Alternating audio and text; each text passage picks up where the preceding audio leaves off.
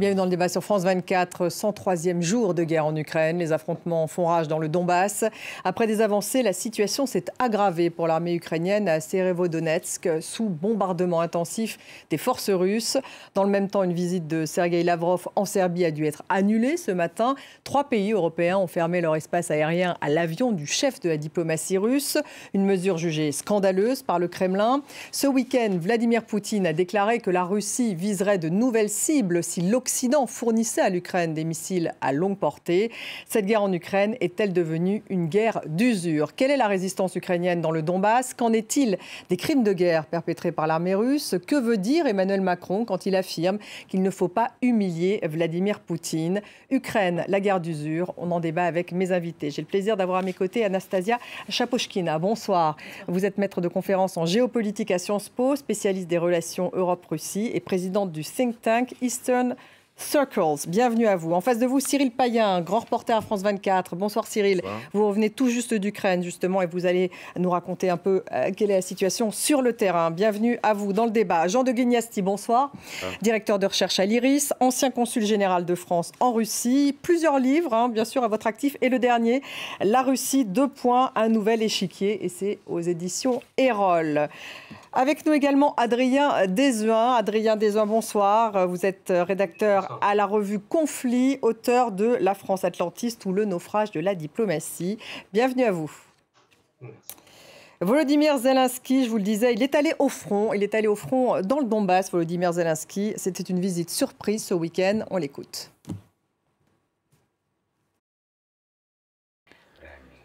Je suis fier de tous ceux que j'ai rencontrés, de tous ceux à qui j'ai serré la main, de tous ceux avec qui j'ai établi un lien et à qui j'ai exprimé mon soutien.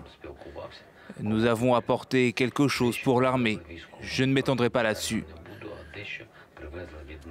Mais il y a quelque chose que nous vous avons rapporté. C'est important.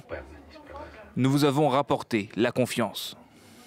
Anastasia Chapochkina, pourquoi est-ce que Volodymyr Zelensky tout d'un coup a fait cette visite surprise dans le Donbass? C'est pour redonner du courage en fait aux troupes ukrainiennes. Il était donc à Lysychansk. Je pense que déjà pour redonner le courage, aussi pour montrer que l'État et le chef de forces armées, donc lui-même, se préoccupent de leur destin.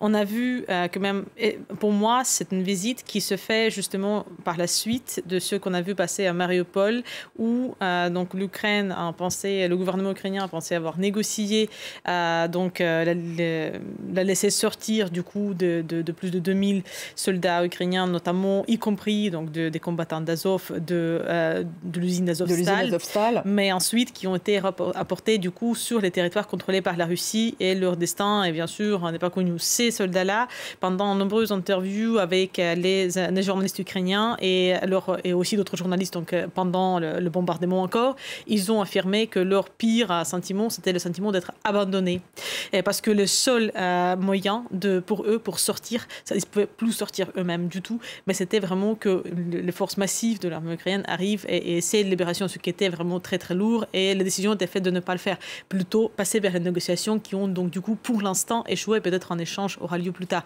Et pour moi, cette visite-là, elle se place dans ce contexte, pour justement, parce que là, cette stratégie... Il leur dit « je ne vous abandonne pas ». Oui, de l'encerclement à plusieurs endroits, c'est la stratégie que les Russes ont pratiquée beaucoup de fois, et ça peut être le même destin, peut être présenté aux combattants ukrainiens et à l'armée ukrainienne dans plusieurs autres endroits, y compris Severodonetsk. Cyril, est-ce qu'effectivement c'est important?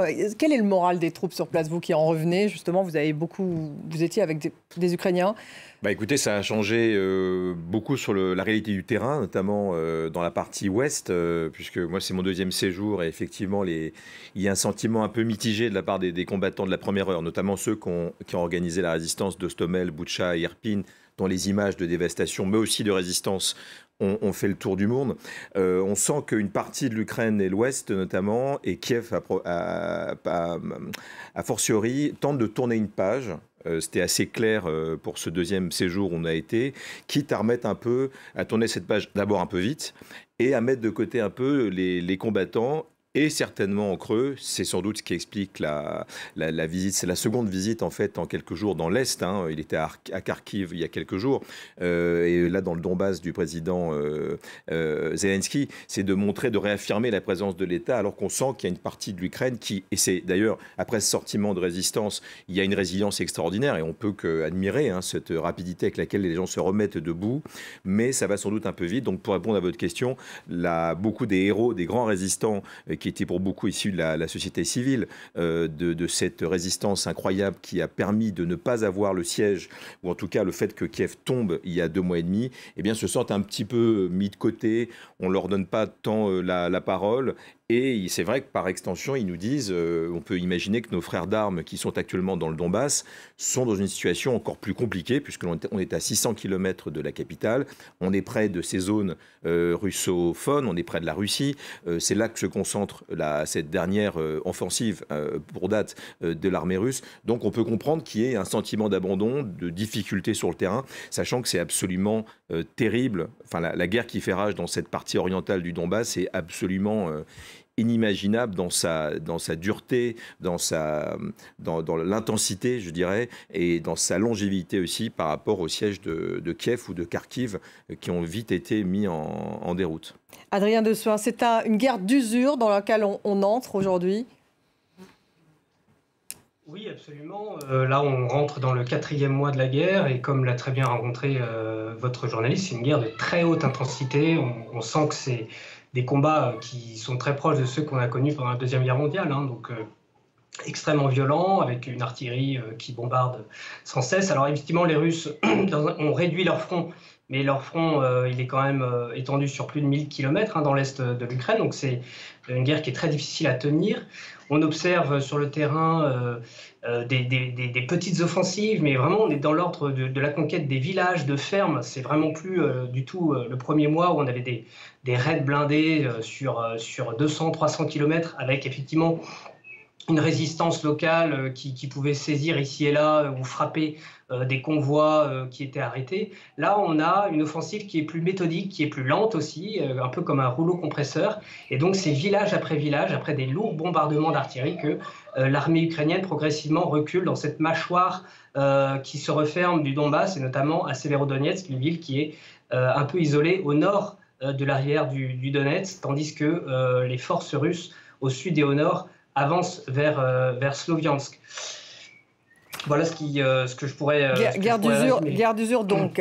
Les pays occidentaux, en tout cas, on le sait, fournissent maintenant des équipements offensifs lourds. Sergueï Lavrov a mis en garde les pays occidentaux justement contre les livraisons à Kiev d'armes à longue portée. On écoute le chef de la diplomatie russe.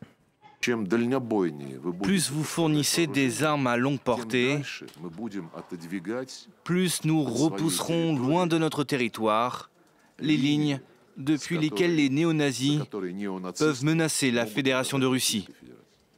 Jean-Luc Lignassi, pourquoi une telle mise en garde de la part de Lavrov et d'ailleurs de Poutine aussi ce week-end?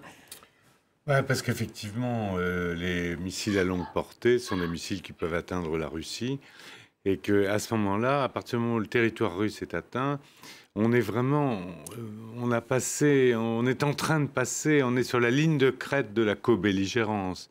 Si des missiles américains touchent Belgorod ou Rostov-sur-le-Don, et donc les Russes disent simplement qu'ils iront attaquer les endroits, enfin c'est ça j'imagine ce qu'ils veulent dire, attaquer les endroits d'où arrivent ces missiles, ce qui veut dire aussi peut-être tout près de la frontière de pays membres de l'OTAN. Il y a toujours un risque de contagion horizontale, comme on peut le dire, c'est-à-dire au-delà justement de l'Ukraine. J'ai tendance à penser que non. On a vu que les Américains eux-mêmes ont écarté l'hypothèse de frappe sur le territoire russe. Ils ont dit que leur but n'était pas de renverser le pouvoir russe. Donc chacun essaye de rester en deçà de la co-belligérance, mais il n'en reste pas moins que c'est une mise en garde. Et pour l'instant, compte tenu du fait que les missiles HIMARS ont une portée de 70 km, tirés des alentours de Kharkov, ils rentrent sur les territoires russes. Donc il y a aussi un élément de sagesse du côté ukrainien que les Américains ont sans doute négocié avant de livrer leurs missiles. Anastasia Chapochkina, comment réagissent-ils les Ukrainiens quand ils entendent ce type de mise en garde de la part de Poutine ? Je pense que les Ukrainiens, ils ont un peu l'habitude à ce stade de ce genre de discours.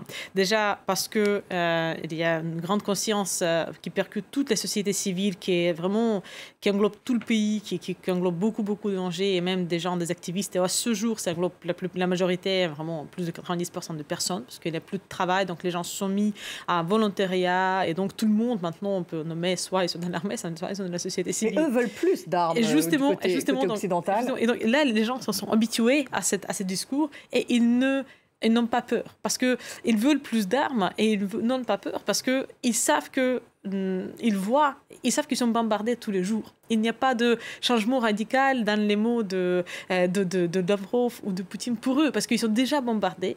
Ils ont déjà leurs frères, leurs pères ou leurs maris qui sont en train de mourir ou qui sont morts au front. Et ils sont déjà dans la situation de la guerre. Et ils savent que c'est maintenant ou jamais qu'ils peuvent défendre leur territoire, leur liberté, pour ne pas devenir la Russie ou un annexe de Russie, ou pour ne pas devenir Ossétie du Sud de l'Abkhazie ou la Transnistrie. C'est ça, ils sont très très bien conscients de ça. Et donc, ça fait pas peur, ça fait plutôt peut-être même remonter un peu la résistance aussi.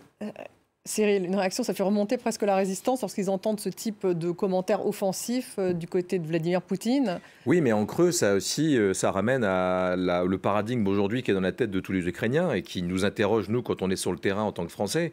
C'est que oui, les Américains sont assez volontaires pour nous aider. Il y a beaucoup de dizaines de milliards de dollars qui sont débloqués. Mais quid des Français et quid des déclarations du président Emmanuel Macron ? On va en parler. Mais alors voilà, donc c'est un vrai problème, mais je crois qu'aussi... Il y a quand même des canons César qui ont été envoyés par la France. Effectivement, mais c'est jamais assez en ce qui concerne la France, puisqu'il y a la question, on en parlera certainement, de la fameuse médiation, ce qui est décrit comme un tango un peu néfaste de la part dans la tête des Ukrainiens.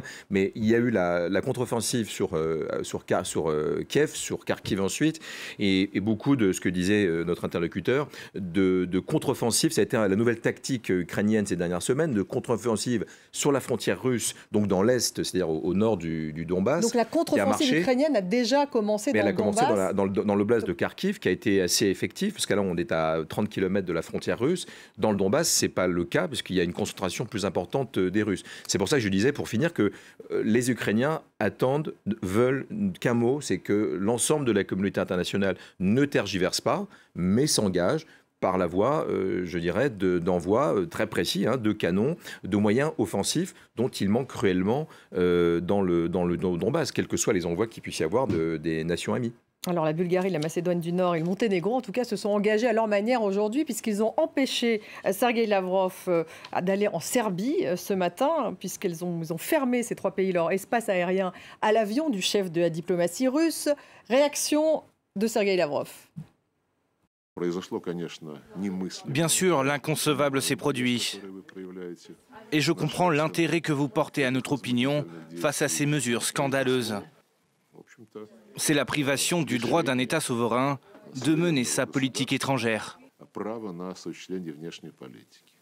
Jean de Guignassi, trois pays tout de même d'Europe centrale, Monténégro, Macédoine du Nord et Bulgarie, qui finalement sont du côté des Ukrainiens. Ils ont appliquer les sanctions européennes, puisque Lavrov est sur la liste des sanctions. Je dois dire que, pour ma part, je n'ai pas trouvé que c'était une mesure très heureuse. C'est-à-dire que ça veut dire qu'en fait, on exclut toute capacité de négociation. Alors peut-être qu'on pourra éventuellement négocier des exemptions s'ils doivent venir à Paris ou à Berlin. Et donc ces pays-là ont appliqué la discipline européenne. Mais mettre des sanctions sur le chef d'État et le ministre des Affaires étrangères, sur les négociations futures, où soit on sera obligé de changer d'avis, soit ça veut dire qu'on ne voit pas de perspective de négociation. Anastasia Chapochkina. Je pense que c'est exactement la deuxième option, qu'il ne voit pas de perspective de négociation, mais même pire, en Bulgarie, il faut le dire qu'ils viennent d'être coupés du gaz russe par la Russie. Je pense que pour eux, c'était une surprise et ils n'ont pas apprécié. Et donc, c'est peut-être une des réponses qu'ils peuvent donner. Et deuxièmement, mots, c'est qu'il y a quand même l'appréhension, surtout dans tous les pays qui sont en long de la frontière de l'Ukraine, où justement Vladimir Poutine va frapper la prochaine fois. Et donc sur ces mots de ministre Lavrov, pour eux, c'est l'appréhension de ces mots. Et c'est pour ça qu'ils ne voient pas, je pense que c'est absolument vrai, des perspectives de négociation avec eux. Par contre, ils ont peur qu'une visite comme ça peut encore gagner des pays comme la Serbie. Et donc, il y a un allié serbe tout de même. Donc il y a un allié serbe qui reste proche des Russes. Et donc aider les Russes à diviser l'Union européenne dans les négociations et dans tout ce processus de justement l'unisson de l'Occident. Cyril, c'est aussi une guerre des mots, on voit une guerre de communication. Ça fait partie de cette guerre d'usure. Anastasia Chapochkina parlait justement de ces mots. Vous le sentez quand vous allez sur place d'ailleurs? Et c'est d'ailleurs le grand changement avec le début de la guerre, où on avait passé beaucoup de temps justement dans les faubourgs de Kiev avec les combattants, où là en fait même l'armée ukrainienne laissait passer, il n'y avait aucune tentative de contrôle. Là, dans l'oblast de Kharkiv, et on peut le comprendre, mais on est plus tendu, on est plus dans la tentative de contrôle de l'information, et ça on le voit, et en même temps c'est de bonne guerre, je dirais, sans jeu de mots, mais on est réellement dans une guerre informationnelle des deux côtés, et du côté ukrainien, par exemple, aucun chiffre tangible sur les pertes. Ça, c'est aussi comme ça qu'on communique en temps de guerre, parce qu'on ne va pas démoraliser les gens. On lance des procès pour crimes de guerre, effectivement, mais on sent bien que ça va un peu trop vite, ou alors en tout cas c'est très borné. Mais on est vraiment rentré comme une symétrie dans une guerre de propagande qui est outrageusement lancée par Moscou, on le sait, on l'a vu d'ailleurs avec un exemple qui nous touche, puisque l'assassinat de notre confrère la semaine dernière, l'agence TASS directement pointe du doigt qu'il ne s'agit pas du tout d'un journaliste de BFM, mais d'un mercenaire qui livrait des armes. Donc on est dans une symétrie de propagande, sachant qu'évidemment du côté ukrainien on peut le comprendre, mais il y a une opacité importante. C'est vrai que c'est très compliqué de pénétrer dans le Donbass par exemple, d'aller au contact des soldats, ce qui n'était pas du tout le cas dans les premiers combats de résistance autour de Kiev. Adrien Dezuin, vous rejoignez ce que vient de dire Cyril Payen. On ne sait pas, par exemple, quelles sont les victimes de part et d'autre. Manifestement, un général russe a été tué par les Ukrainiens tout récemment dans le Donbass. Mais ça, c'est aussi selon les Ukrainiens. Donc, c'est difficile de savoir. Oui, mais enfin, ce qui est sûr, c'est que l'armée russe souffre. Elle communique quand même un petit peu sur ses morts, mais évidemment, elle diminue, elle minore ces pertes. C'est un peu le jeu, ce que les Américains appellent le psyops, ou ce que nous, on appelle la propagande. Et là-dessus, d'ailleurs, les Ukrainiens ont un petit avantage parce que leur président Zelensky opère une propagande assez efficace. Il me fait un peu penser à Clémenceau qui disait pendant la Première Guerre mondiale mon programme, c'est de faire la guerre, je fais la guerre, je fais la guerre et je fais la guerre. Il est tout le temps en treillis, on a l'impression que c'est quasiment un soldat, c'est plus vraiment un président.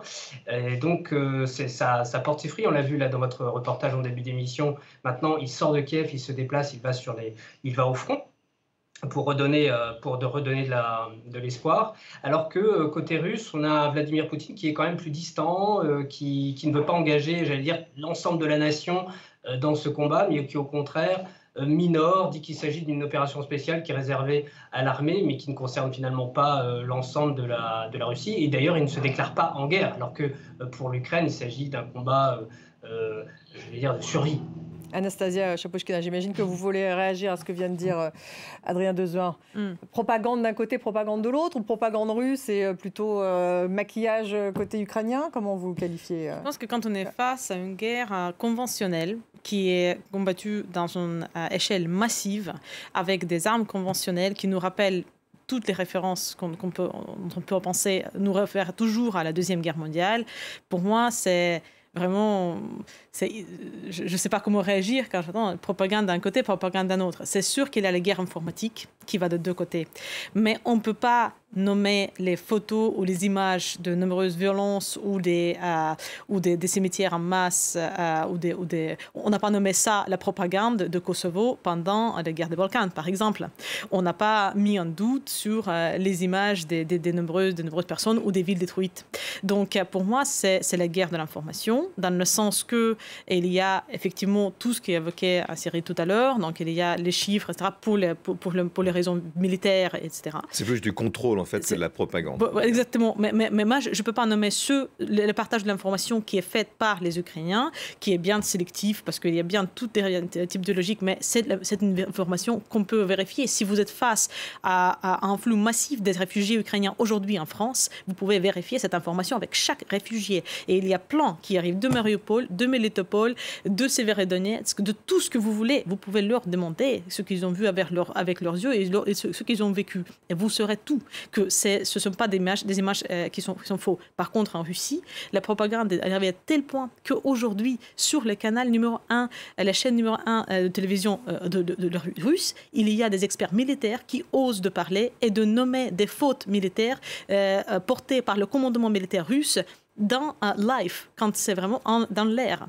Et ça, c'est sur la chaîne télévisée numéro 1. Un deuxième exemple que je veux donner, c'est sur les réseaux sociaux, les Twitter et les influenceurs militaires, les qui ont donc le following de entre 400 000 et 2 millions. Ils portent aussi maintenant les critiques sur leur chaîne de Telegram du gouvernement russe à cause de la propagande qui devient complètement divergée avec les réalités sur le terrain. En tout cas, on parle de plus en plus de crimes de guerre. Kiev qui a annoncé que sa justice enquêtait sur quelques 13 000 crimes de guerre russes présumés. La justice ukrainienne a rendu déjà 3 décisions. Un soldat russe a été condamné à la perpétuité. 2 autres soldats ont été condamnés chacun à 11 ans et demi de prison en Ukraine. Et la procureure a par ailleurs annoncé l'ouverture de la première affaire concernant un viol commis par des militaires russes. Cyril, alors vous revenez, vous, d'Ukraine. Vous avez passé à peu près une dizaine de jours justement à Boutcha et dans d'autres villes dans lesquelles effectivement ces enquêtes sont mises en place. Le viol comme arme de guerre, c'est aussi cela, la guerre d'usure en Ukraine.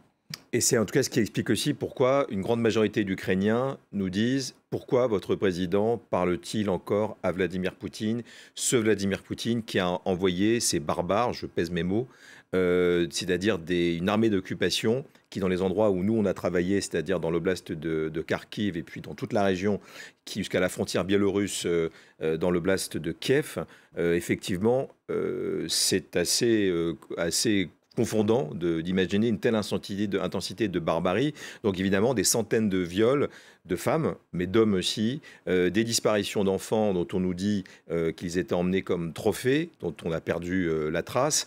Donc vous êtes allé sur place, tout de même constater, discuter. Oui, à Borodyanka. Vous avez vu les documents.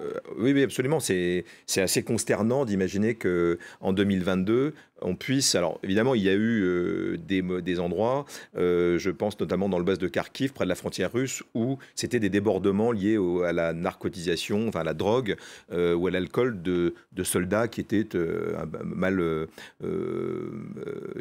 formés. Mais ils ont été d'ailleurs exécutés pour certains par des officiers russes eux-mêmes. Mais dans la grande majorité, je pense notamment à ces bataillons qui venaient d'Extrême-Orient russe, qui ont occupé l'oblast de Kiev pendant 1 mois et demi, les combattants tchétchènes aussi, pour les témoins qui étaient encore là, c'est en fait des babouchkas, des vieilles dames qui restaient dans les villages.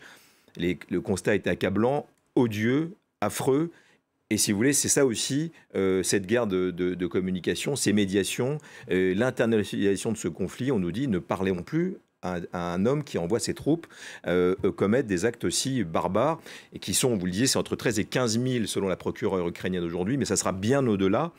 Et le drame, c'est qu'il y avait les endroits qui avaient été occupés dans la région donc de Kiev, les endroits qui ont été libérés il y a plus récemment, c'est-à-dire à Kharkiv, mais il faut imaginer ce qui se passe actuellement dans les zones occupées, dans le Donbass notamment, en pleine guerre. C'est-à-dire qu'au moment où on parle, ces choses, c'est-à-dire ces viols, ces exécutions, ces crimes de guerre qui confinent pour certains, je serais tenté de le penser aussi au génocide, eh bien, ont lieu actuellement. C'est pour ça qu'il y a une forme d'indignation nationale chez les Ukrainiens pour dénoncer toute forme de tentative de médiation avec Vladimir Poutine aujourd'hui.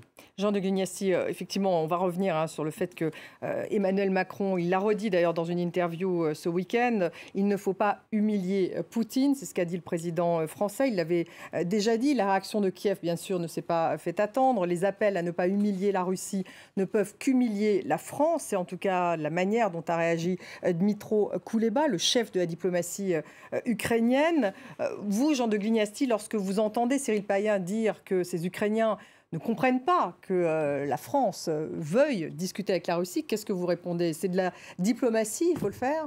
Ben, je répondrais que, en fait, même si les agendas sont convergents, les États-Unis, l'Ukraine et l'Europe, en tout cas la France et l'Allemagne et l'Italie, n'ont pas exactement le même agenda. Ils sont convergents. Les Ukrainiens veulent se battre le dos au mur pour leur survie et résistent, et veulent le maximum d'armement, le maximum de soutien à tous égards, et refusent de négocier pour l'instant, tant qu'ils n'auront pas récupéré leurs frontières. Les Américains veulent user la puissance russe, ils l'ont dit eux-mêmes, et les Européens, eux, ils veulent, en tout cas ceux qui sont responsables, si j'ose dire, qui ont des responsabilités continentales et qui souhaitent avoir une politique étrangère européenne, eh bien, ils veulent une stabilité du continent. C'est pour ça qu'ils réservent la possibilité d'une négociation où ils joueraient un rôle.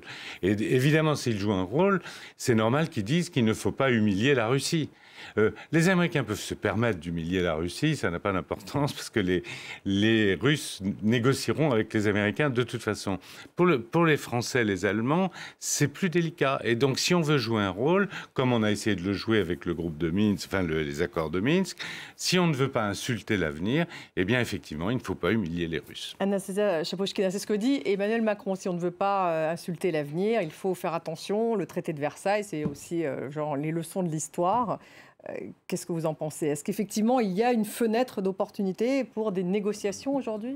Je suis d'accord avec M. Guinesti, c'est dans le fait qu'il y a les différents agendas. Par contre, là où je ne suis pas d'accord, c'est que la France ou l'Allemagne pourront, avec cette attitude, se positionner en tant que négociateurs dans le futur. Et pourquoi j'y pense? Parce que déjà, par le passé, soit en Géorgie, pendant la guerre en Géorgie, et le déplacement de Nicolas Sarkozy dedans, pour créer pour les Français l'impression de son activité diplomatique, mais qui est toujours arrivé après que les décisions soient déjà faites. Il y a des bouquins sur la guerre qui sont déjà écrits au-dessus. Donc là, c'est juste une illusion que Nicolas Sarkozy a fait quelque chose. Mais en vérité, c'était que les Russes n'ont pas besoin ni des Français ni des Allemands pour négocier avec les Américains. Et pour les Russes, ce que Vladimir Poutine a dit à plusieurs reprises, c'est une guerre avec les États-Unis, c'est une guerre avec l'OTAN si vous voulez, mais c'est les États-Unis qui représentent l'OTAN pour les Russes. Et ce n'est pas Olaf Scholz ni Emmanuel Macron qui sont pris en tant qu'égaux par Vladimir Poutine. Donc cette attitude, de dire cela. Cette attitude, elle va juste recréer, c'est certes pour recréer l'auto-illusion à cette puissance diplomatique qui n'existe pas vraiment, parce que les Russes ne vont pas négocier avec les France. Je comprends tout à fait que pour l'Ukraine, il n'y a que les États-Unis qui comptent. Mais nous sommes Européens. Nous ne sommes pas Ukrainiens. Nous défendons l'Ukraine, nous soutenons l'Ukraine, mais nous espérons avoir une politique européenne, une politique étrangère et une politique de défense. Donc ça implique des jugements un peu différents. Sur ce que Sarkozy a fait en Géorgie, les avis diffèrent. Moi, j'ai entendu un officiel russe dire, quand j'étais ambassadeur à Moscou, vous savez, Sarkozy nous a sorti une sacrée épine du pied parce qu'il nous a évité de prendre Tbilissi et ça nous aurait brouillé avec la Géorgie pendant 100 ans. Donc, c'est facile de néantiser les efforts de la diplomatie européenne et de compter uniquement sur les États-Unis, mais l'Ukraine est un pays européen et elle aura besoin de l'Europe. Adrien Desvin, vous pouvez réagir peut-être justement sur ces tentatives, sur le fait qu'Emmanuel Macron dise qu'il ne faut pas humilier Vladimir Poutine? Oui, moi je suis assez d'accord avec ce qu'a dit l'ambassadeur de France de Guignesty, c'est-à-dire que si la France veut jouer un rôle, si elle veut, comme elle l'a fait effectivement lors des accords de Minsk en 2014-2015, pouvoir stopper la guerre, négocier un cessez-le-feu, faire en sorte que les armées puissent se retirer de la ligne de front, etc., il faut pouvoir discuter. Et les Américains, eux, ont beau jeu finalement de pousser les Ukrainiens à la guerre, à la reconquête maximale. Et donc, le risque, c'est quand même que, à force finalement de pousser les Ukrainiens le plus possible, l'Ukraine finisse par s'effondrer. C'est-à-dire que ce pays souffre quand même depuis 2014. Il s'est considérablement affaibli économiquement, la population diminue démographiquement. Là, elle est sous embargo commercial, c'est-à-dire que la mer Noire lui est bloquée, elle est occupée à 25%. Donc nous, c'est facile, vu des États-Unis, de dire bah, allez-y, battez-vous, on vous donne des armes et de l'argent. Mais à un moment donné, si vous voulez, il faut un petit peu penser effectivement à l'équilibre européen et à la paix. me paraît assez évident. Alors, Cyril Payen, vous peut-être répondre. Qu'en disent les Ukrainiens lorsqu'ils entendent... Mais moi, je suis tout à fait convaincu. C'est très rationnel d'entendre ce... le problème, c'est quand on est sur le terrain, il est vrai que c'est très compliqué, si vous voulez, d'expliquer ça à des Ukrainiens qui voient les Américains y allant tambour battant, en montrant... Et d'ailleurs, on sait bien, j'étais en Afghanistan certainement pour faire oublier un petit peu d'autres débâcles, mais qu'il faut se méfier aussi quand les Américains s'en mêlent. Mais ça, l'histoire jugera. Mais c'est un autre débat. Mais il est très compliqué de rationaliser sur un tel débat aujourd'hui quand le pays, il y a eu un agresseur et un agressé. Point. Et c'est ça qui est extrêmement compliqué. On est un peu dans une hystérisation du débat et on peut le comprendre parfaitement. Donc voilà pourquoi on reproche à M. Macron d'abord de ne pas venir. Et alors en plus de ne pas plus s'engager. J'aimerais que le président de la République aille à Kiev. Je ne suis pas dans le secret, mais ça fait très longtemps qu'on parle de cette rumeur, sans doute avant la fin de la présidence européenne le 30 juin, mais rien n'est confirmé. Il a envoyé sa ministre, tout de même, oui, le chef de diplomatie qui est allé à Kiev, mais il souhaite encore, les Ukrainiens, qu'il y ait un déplacement d'Emmanuel Macron à Kiev. Ah, et instamment, ils ont besoin de voir M. Macron. Jean-Luc Niassi, vous devez nous quitter, parce que malheureusement, vous devez nous quitter. Bon, un mot encore peut-être sur cette problématique. Je pense que le président Macron, il ira en Ukraine quand il y aura un élément nouveau qui apparaîtra. Il ne va pas y aller simplement pour annoncer 4 canons César supplémentaires. Donc il faudra un développement diplomatique ou géopolitique nouveau pour qu'il puisse... jouer le rôle qu'il a toujours essayé de faire avec des succès inégaux, mais certains succès, contrairement à ce qu'on dit. Et donc, quand il y aura une occasion, mais je le redis encore une fois, ce qu'on cherche, c'est créer une politique européenne de défense européenne. L'Ukraine a sa place en Europe, quelle qu'elle soit, et donc il faudra bien un moment que les Européens se mêlent de définir leur propre destin, étant entendu que les Ukrainiens, c'est à eux de décider du compromis qu'ils voudront ou non passer, ça c'est clair. Mais il faudra trouver leur place après. Bon, écoutez, à très bientôt. Vous devez partir. Anastasia Chapouchkina, est-ce que c'est le moment, justement, quand on écoute Cyril sur le terrain, évidemment, c'est difficile de recevoir ce type de message. Est-ce que les Ukrainiens, aujourd'hui, sont prêts à des négociations? Est-ce que les Russes, de leur côté, sont prêts à des négociations? Parce que les négociations, ça se fait à deux. Je pense que la question la plus importante, c'est cette question que vous posez, la deuxième question. Est-ce que les Russes, ils sont prêts à négociation? Et ce qu'on voit sur le terrain, c'est l'avancée militaire, la concentration de l'armée russe dans les endroits, l'avancement, la continuation des crimes de guerre dont justement M. Payen vient de parler tout à l'heure. Donc, ça ne signifie pas du tout, ça ne montre pas du tout une volonté quelconque de négocier. En plus, il y a plusieurs exemples de mauvaise foi dans les négociations sur tout ce qui concernait les corridors humanitaires qu'on a observés pendant toute la période de la siège de Mariupol et dans les corridors de personnes, donc c'est-à-dire de bus qui essayaient de sortir, qui ont été tirés par-dessus. Donc pour moi, la volonté de cette guerre, c'était pas l'Ukraine qui a voulu se faire envahir par la Russie, c'était la Russie qui a décidé d'envahir l'Ukraine. Et donc pour arriver à un point de négociation, il faut que la personne qui décide de cette invasion, c'est vraiment malheureusement, c'est ni à Paris ni à Washington que ça décide à Moscou. L'invasion, c'est décidé à Moscou seulement, et que cette personne montre des signes de la volonté. Moi, je ne vois pas ces signes. Adrien Desjoie, vous voyez, vous, des signes du côté des Russes, puisque vous dites qu'il n'y en a pas du côté des Ukrainiens? Non, mais j'en vois pas non plus du côté russe. Et effectivement, il faut parler fermement avec la Russie. Mais quand le président dit qu'il ne faut pas humilier Vladimir Poutine, c'est justement pour éviter que le conflit ne s'enlise ou alors qu'il s'élargisse. C'est-à-dire qu'il y a un risque aussi quand même de guerre nucléaire qu'il ne faut jamais oublier. Il y a un risque pour les autres pays de l'Europe. Et quand on dit qu'il ne faut pas l'humilier, c'est-à-dire de ne pas le pousser à prendre une décision irréparable, irrémédiable et qui serait catastrophique pour l'humanité. Voilà, je pense qu'il y a aussi ce simple raisonnement. Vous êtes d'accord? On est déjà dans le problème, c'est qu'on est déjà dans l'irréparable pour des millions d'Ukrainiens. Quand on parle, et là je parle pour moi, mais quand on passe 15 jours à travailler sur ce qui sera dans l'histoire, et ce que l'histoire retiendra certainement, les crimes de guerre en 2022 perpétrés par l'armée russe, c'est-à-dire ces viols, ces disparitions, ces exécutions arbitraires. J'ai travaillé sur le cas d'un enfant de 9 mois, d'un nourrisson qui a été violé et tué, des maris qui ont été mis en joue pour qu'on viole leurs filles et leurs femmes devant eux, ça dans les quartiers résidentiels de Kiev, c'est-à-dire à Boutcha. C'est la réalité du terrain. Donc l'irréparable, la ligne rouge, elle est pour tous les Ukrainiens, elle est déjà passée. Et que aussi les combattants qui sont post-traumatisés, ceux qui ont résisté vaillamment à l'invasion en 2-3 jours, cette opération militaire sur Kiev au début, disent la guerre n'est pas terminée. La guerre sera terminée quand on bootera les envahisseurs hors du pays, et ils ne seront pas capables de le faire seuls. Donc on est dans une thématique certainement irrationnelle, mais le mot irréparable, il est déjà largement utilisé. Toute la société ukrainienne s'est mobilisée. Il y a des millions de réfugiés qui sont partis. Il y a d'autant de millions de gens déplacés, des familles qui sont totalement fracturées. On est déjà dans l'irréparable. On est déjà dans l'histoire horrible de ce qui s'est passé en plus de 3 mois. Et Timothy Snyder, d'ailleurs, l'historien américain, spécialiste de l'Ukraine et de la Deuxième Guerre mondiale, lui parle d'un génocide. Anastasia Chapochkina, ça va rattraper la Russie, cette histoire de génocide? À mon avis, le génocide, c'est quelque chose à quoi l'Ukraine, avec d'autres d'ailleurs anciennes républiques de l'Union soviétique, a fait face avec la Russie pendant aussi la période soviétique. Ce n'est pas la première fois que l'Ukraine fait face à ça. Mais je ne pense pas que ce mot, ni cette accusation, peut rattraper la Russie. Mais pas du tout. Parce que pour que ça soit efficace, il faut que les institutions internationales qui sont mises en place pour ensuite les persécutions des crimes de guerre soient en capacité de mettre les mains sur les personnes et ensuite les mettre devant la justice. Ça, c'est absolument impossible sans l'invasion militaire de la Russie, ce qui n'est pas du tout sur l'agenda de personne. Donc, on n'est pas du tout dans le cas de l'Allemagne après la Deuxième Guerre mondiale, parce que l'Allemagne était occupée par 4 pouvoirs mondiaux.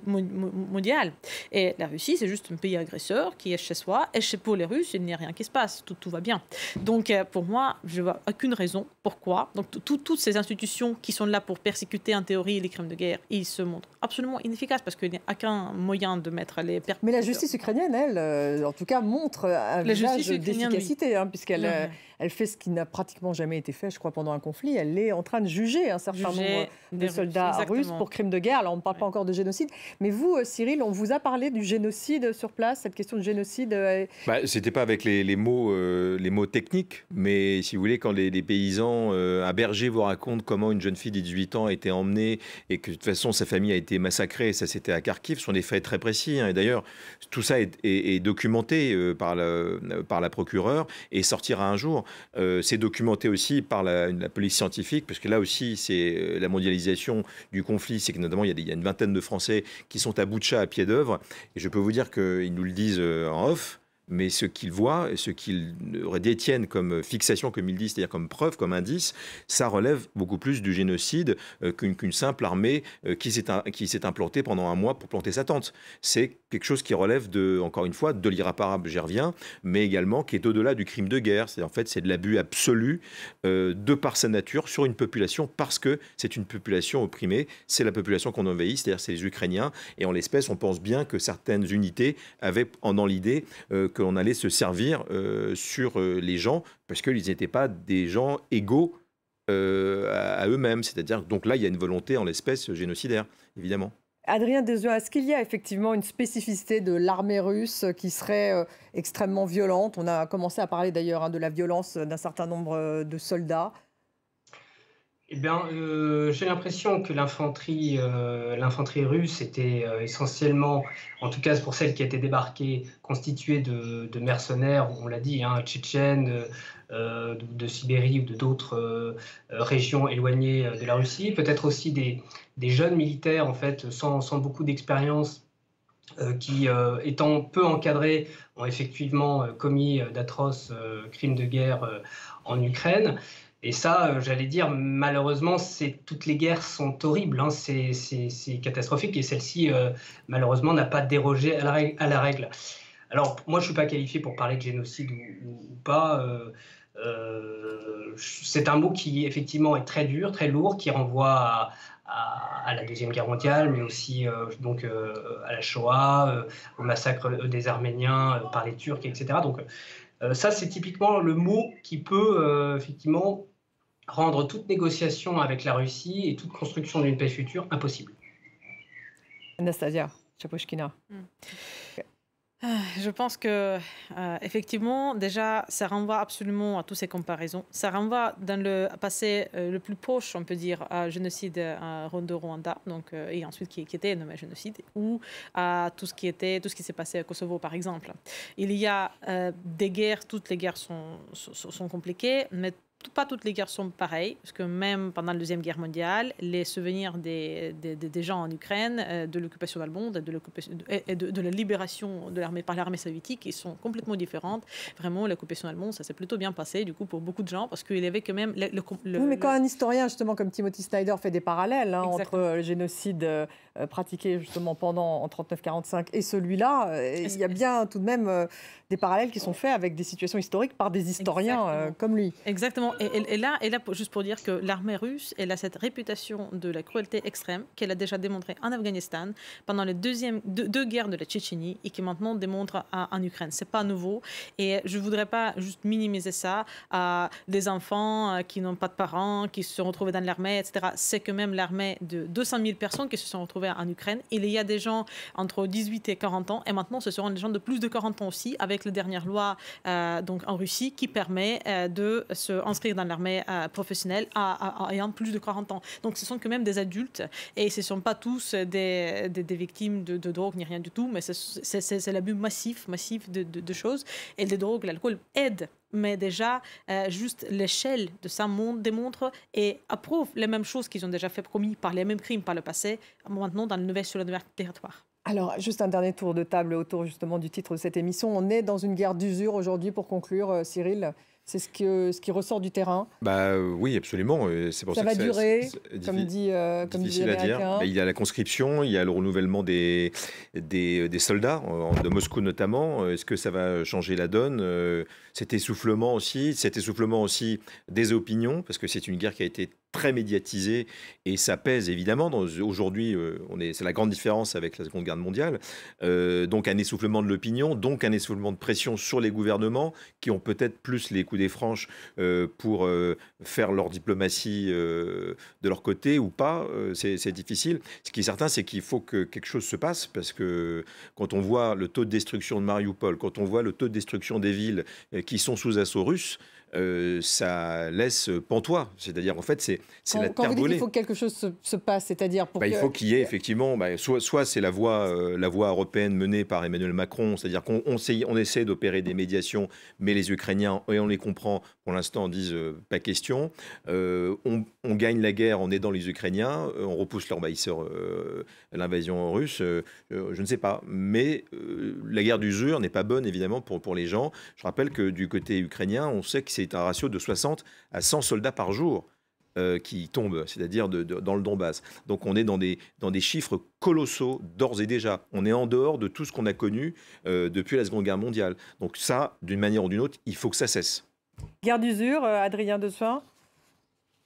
Ce qui est sûr, c'est qu'on est dans une deuxième phase de la guerre où le front s'est stabilisé. On se souvient des premiers mois où il y avait des grandes offensives, des grands mouvements qui pouvaient s'observer, avec dans un premier temps l'armée russe qui avançait très vite et puis ensuite qui s'est brutalement retirée avec des crimes de guerre documentés, absolument atroces. Et puis maintenant, effectivement, depuis maintenant un mois et demi, un front qui s'est stabilisé, une guerre qui est plus lente. Donc, effectivement, pour les opinions publiques se sont un petit peu désintéressées ou sont un peu plus indifférentes qu'avant. Et il y a un risque, effectivement, de la part de l'Ukraine, mais aussi des Russes, et effectivement, de laisser pourrir cette guerre et de la laisser comme ça vivoter dans ce qu'on appelle un conflit qui pourrait se geler progressivement avec les années. Anastasia Chapochkina.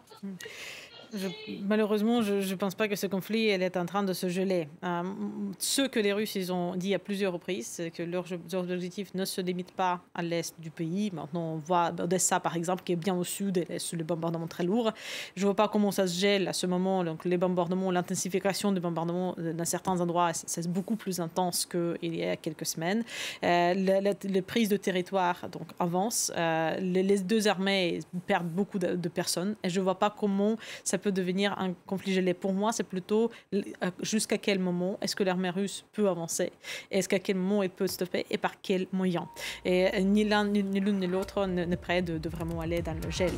Merci beaucoup Anastasia Shaposhkina. Merci beaucoup Adrien Dezoin. Merci à Jean de Glignasti qui a été avec nous, qui a dû partir un peu plus tôt. Merci Cyril Payen, grand reporter. Évidemment, on est impatient de voir votre documentaire sur ce sujet terrible des viols, armes de guerre en Ukraine. Merci à vous tous de nous avoir suivis. Vous restez avec nous sur France 24.